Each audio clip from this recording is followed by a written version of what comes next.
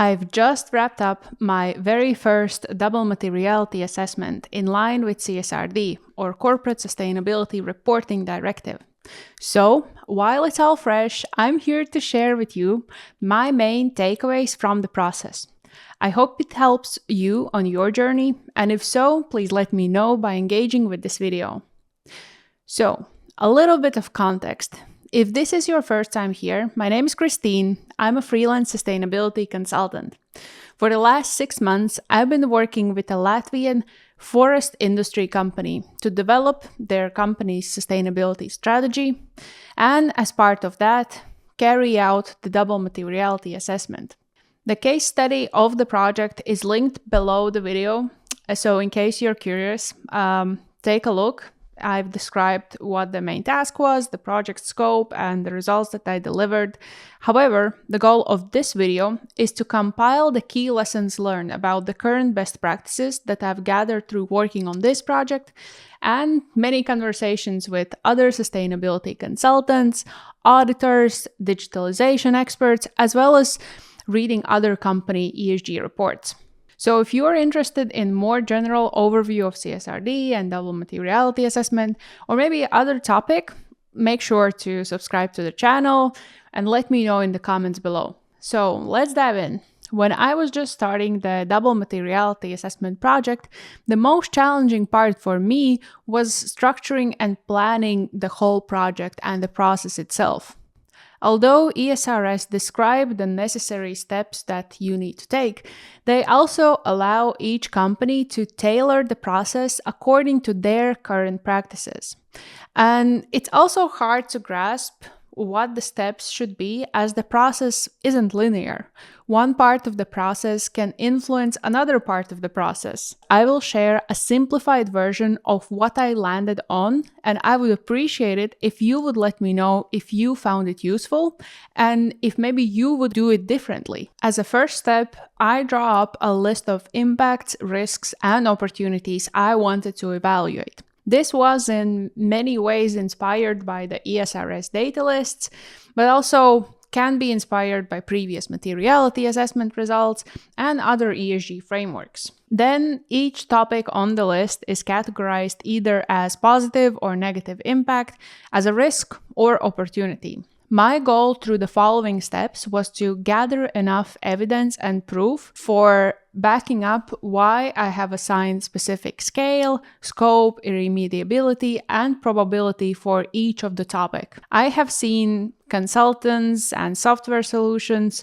using different approaches to this part, but I think the goal for this is to use an approach that's manageable and proportionate to the resources the company has. From what I have seen online, the best example from how the final list looks like is from Position Green. They are a software solution provider. I'm not in any way associated with them, but they have described each topic as a positive or negative impact, risk, or opportunity. They are showing where each topic is material in the value chain, and they're also showing the relevance in the time horizon. The next step of the process was defining the key stakeholders and compiling their opinions on each of the topic. ESRS requires stakeholder opinion to be considered, but leaves the method up to each company.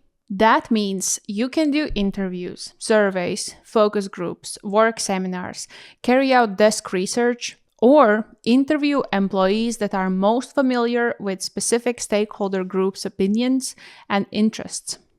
The main thing is consider the stakeholders and their interests. The third step is evaluating the financial materiality of each risk and opportunity. This can be done using internal risk management processes or by creating your own using guidelines from ESRS and EFRAG. The last and most important part is creating the final shortlist of material topics. The topic is considered material if its score above a threshold the company sets. So the final result is a list that should be reviewed and approved by the company's board, as by the end of the day, they are held responsible for the report's integrity. The next point for this video concerns the current discussion of whether CSRD is just a paperwork exercise or maybe it has actual impact on how the company is run and also the overall goal to reach sustainable development targets. From what I've observed in the market generally, carrying out the double materiality assessment is time-consuming, it's expensive, and it is pretty bureaucratic. More on that in the third point, which is also important. But here's my conclusion on the value of carrying out the double materiality assessment. First, it pushes company to consider customer, employee, and financial partner expectations. That alone, I think, is valuable for any business. But double materiality assessment is so much more than that. In reality, as soon as the company wraps up the double materiality assessment and defines its material topics, the real work begins. And this time, unlike in many other sustainability-related initiatives, there's a strict deadline for carrying it out, the deadline to publish the first CSRD-aligned sustainability report. Once the company has the list of material topics, the next step for many companies is to carry out the gap analysis. ESG gap analysis is exactly what it sounds like. It's a process for identifying gaps between things the company will need to report on and current processes, policies, and data availability. For example, if in the result of the double materiality assessment, the company concludes that ESRS E4, biodiversity, and ecosystems is material for the company would need to disclose information on 54 data points with an option to disclose information on additional 65. Some of them are narrative, some of them are numeric data, but either way, being able to disclose any data will require preparation. What we then do is we go through all the data points in the ESRS E4 and check the current information availability status. In some cases, it's going to be as easy as collecting the data. But in many cases, that will mean setting goals, evaluating current processes, developing new procedures and policies, and so many other things.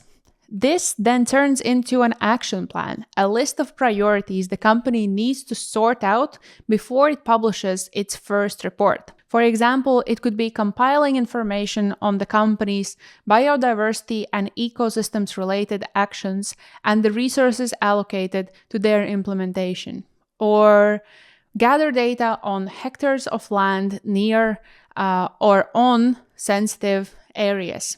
However, it could also mean assessing how company practices impact ecosystems and developing a plan for reducing that impact. So, although bureaucratic and long, this process gives companies a framework and a motivation to start thinking about sustainability more seriously and addressing issues that are material for them. Also, we finally have a set framework for whole EU where it is pretty clear how you actually measure sustainability, how you set goals, and what is the best practice. The third point will be relatively short, but one of the most important ones from the practical standpoint: process documentation. Companies that need a double materiality assessment carried out in preparation for CSRD reporting will have their sustainability reports audited. So the very basis of the report and why certain topics are included and some are not is the double materiality assessment, or in the eyes of an auditor, the double materiality assessment process documentation. To ensure I document everything needed for my client before starting the project, I reached out to potential auditors and a few other consultants whose opinions I trust. The advice I got was essentially to document everything, every step of the process, every decision, every conclusion, so that the person that's unfamiliar with the company and its business model can verify the double materiality assessment. In some ways, it is a similar approach to any other EU project management, where any process, any smallest step needs to have some kind of evidence and documentation. This really quickly adds up. I ended up with 11 pages of text on Google document, 6 Excel spreadsheets, and several folders containing all the survey data and the interview protocols. Of course, there are softwares that are doing this now, but as this was my first time going through the process, I wasn't sure what kind of specification I would need to look for, and I actually didn't trust any of the current solution providers. But keep in mind that this was spring 2024, and even now, at the end of 2024, the situation is completely changed, and I think the solutions that are out there are getting better and better with every day. But in my case, this was quite a writing assignment, and it is pretty bureaucratic. But I would rather have my client have an extra level of detail than not enough information to prove the process was carried out with integrity and proper procedures. So I would suggest ensuring the process is well described and well documented when you are hiring a consultant or doing it yourself. All right, this wraps up my main takeaways from carrying out my first double materiality assessment that's in line with CSRD. I've shared my lessons learned from managing the process, turning the results of the DMA into an action plan, and my take on what to include in the process documentation. Did you find it useful? Maybe you would do some things differently?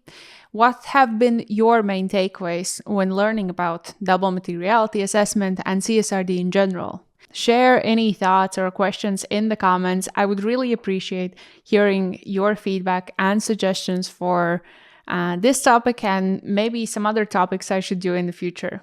All right, thanks for watching. Take care. Bye.